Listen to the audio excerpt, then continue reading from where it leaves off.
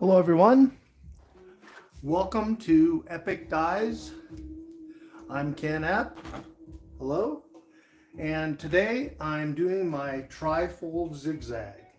So the first thing I do is I flatten the shirt out and measure how long it is because we're going to fold it into 1/3. So it looks like it's 31 and a half, so we go 10 and a half.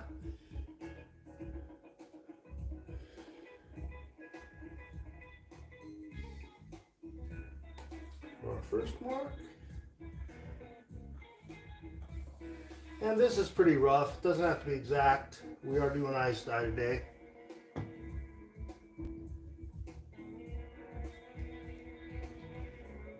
I like this nice fabric ruler here. This thing works very well. It's clear, you can see through it. There's lots of lines and marks to use. Okay, so the first thing I want to do is I'll fold the top of the shirt down on my ruler so that I don't have any creases or any unsightly folds within this pleat. We want to make sure this pleat's nice and flat. And I'll spray it. I spray my shirts down with just tap water. Of course, I have soft water. If you have really hard water, you might want to use something better, like maybe deionized water if you have a filter, or just bottled water, or you can use water softener powder from Dharma. Okay, and then what I do is I grab these shoulder seams and I pinch on the line here, and we'll fold this one back this way. And we'll straighten her out. Use this guy once again to straighten it out. It's a good tool. Pull it right on there. Make sure you feel pretty good. Make sure there's nothing wrinkled up inside, because that'll show up on the final product. Get all flat. Feel some wrinkles in there. Just gonna work those out. There we go. Everything's all flattened inside. One more feel. Feels good. Okay, flatten everything out as best we can. I like to push down on the creases, on the seams, pleats. Make sure they're nice and tight. Then I'll flip it back over one more time. That way I can see the collar and the armpit. And like I say, they don't have to be perfect. This is an ice dye. It's going to flow around quite a bit. What I like to do is take an armpit and go somewhere near the center of the collar with my first line. And I'll do both sides of this. Today we're making them pretty tight. So I'll line one line up on the center here. So the pleats on this one are roughly 1.5 inches apart. Something close to that. And I use the whole thing, and then I'll put it on center again so I can do two at once. Just saves time on the marking.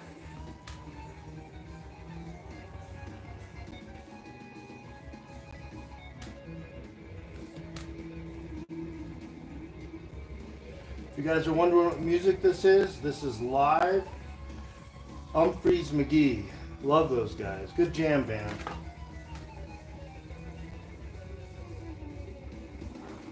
And I like these washable fabric markers by Crayola. You can get them on Amazon, they're not too expensive.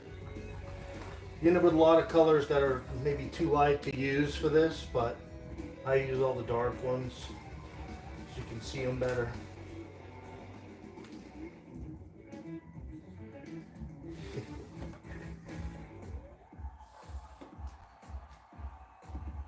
And we just mark the whole thing out.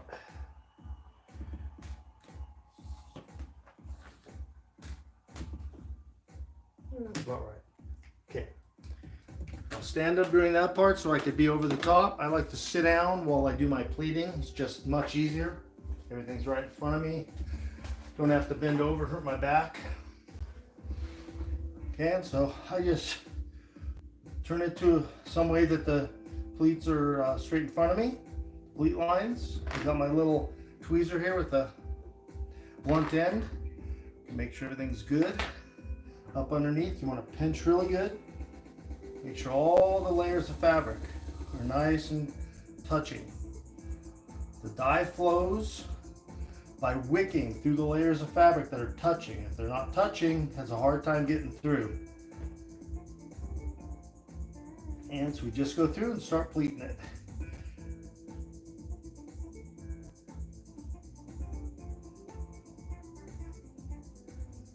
Try to keep all your lines right on top. And you can use this to flatten if you want. Make the other pleats nice and tight. The other side, bottom.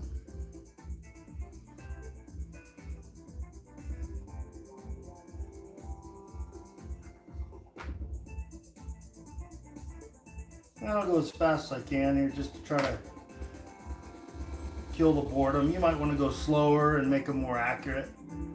And it's kind of boring, so I'm just whipping through this.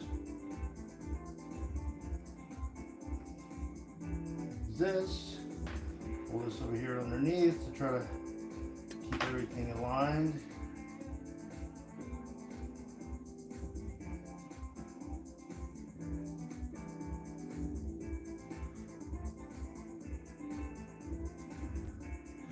This live tutorial is really just an easy way for me to make the video to put it on my YouTube channel later. It's just a lot easier than doing all the editing on some other type of program. I do have the comments off, so if anybody's watching this, sorry about that. Plus I don't have a moderator, so I wouldn't be able to look at the comments. I'd be spending too much time going back and forth.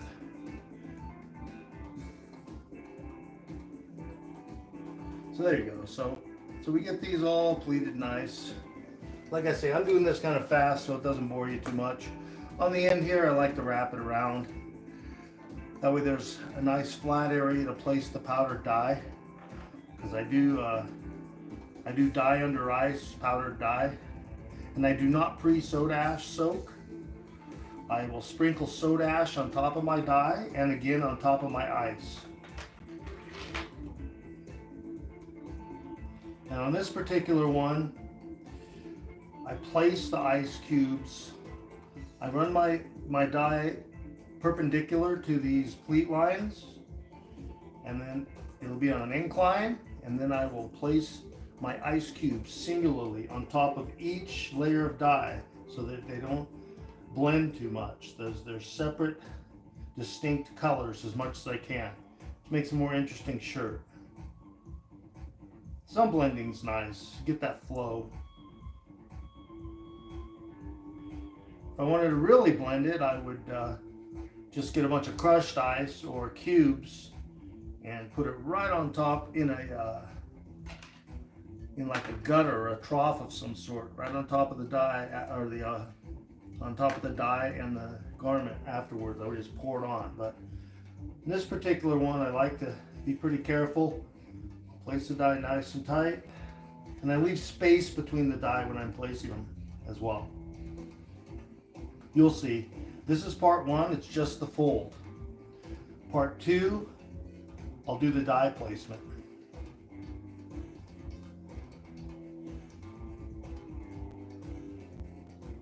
So like I said, I'm going pretty fast here, just so it's not a boring thing to watch, long and tedious. So I want to show you how I tie this.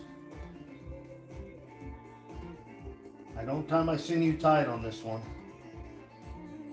I do it similar to how I tie my my Starburst, I call them Supernovas shirts, when you're doing a fan fold.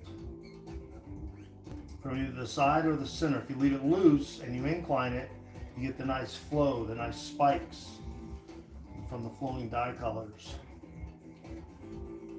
Okay, and so I have these clamps over here. Take another one.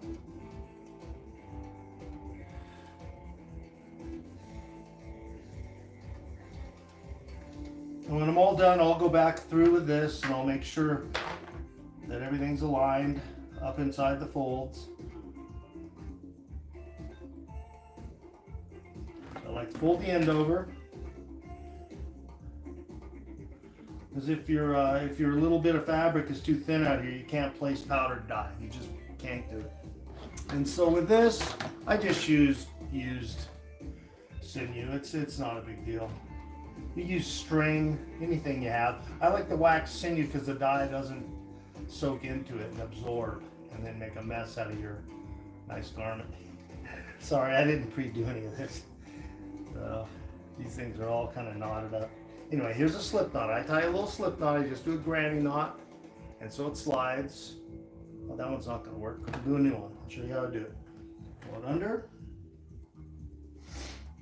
and then I just pull it around. And the little bunny goes through the hole around the tree. There you go. And it slips. We'll do the slip knot. Try to keep all these guys nice and flat on top, parallel.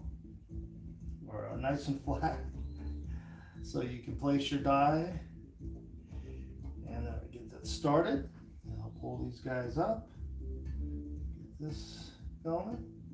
And you can use your tool to like push down the pleat below. Pull up the one in the middle, make sure they're all pretty good and aligned. And then I just go from the back, pull it around, come around.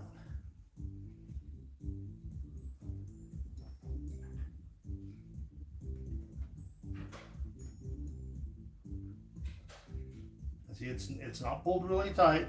You could squeeze it a little bit and get a little more tightness out of it.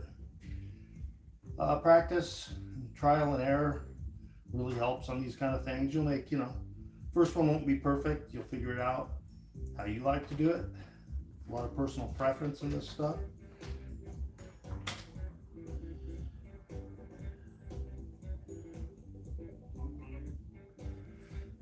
So line everything, squeeze with my fingers. Pull this. Let me get another piece of sinew. Something that's not quite as knotted up. When I wash stuff out, I just wad these stuff up. Throw it over here. So here we go. There's a piece.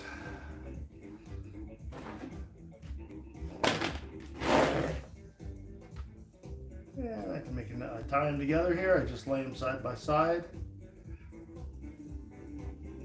Wrap it around my finger. Pull the 2 ends through. Little granny knot's good enough for this. And keep this stuff all lined up on top. And you want to give it a little, little tension to make sure there aren't any like creases back here in the folds.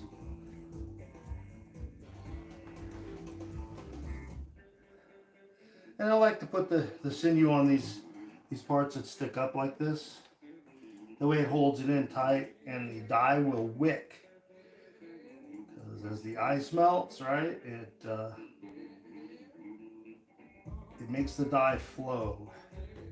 The dye dissolves into the liquid, melted ice, and then it flows into the garment. And everything wants to be touching something.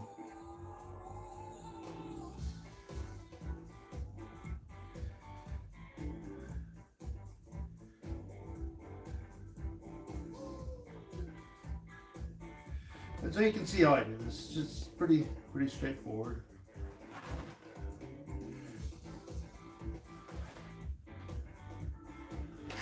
I'll just go a little faster than I normally would, just to try to get it done for you. You'll see once you get your hands on your own garment, it's pretty simple.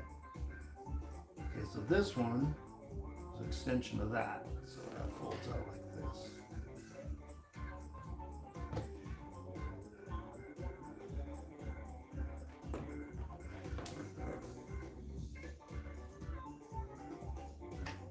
This, make sure that the underneath side, the back side, everything's lined up nice.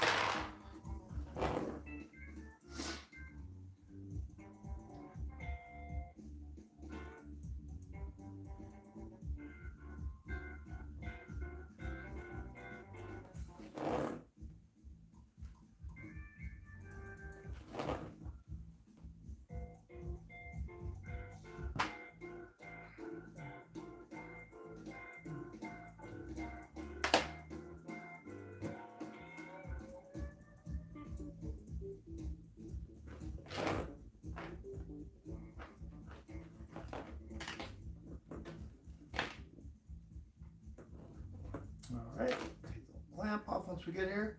I just give 2 or 3 wraps. Then a pair of scissors. Cut it. Tuck it underneath.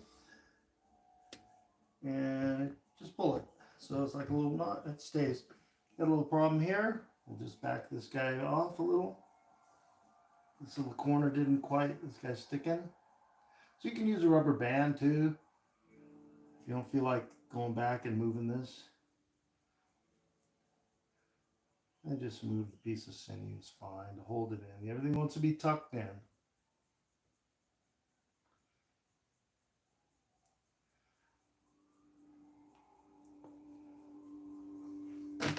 All right, and that's pretty much it. That's how I do my tri-fold. And this is going to be the first part of the video, and the second part will be the dyeing and ice placement. Thank you very much for joining me, and happy dyeing.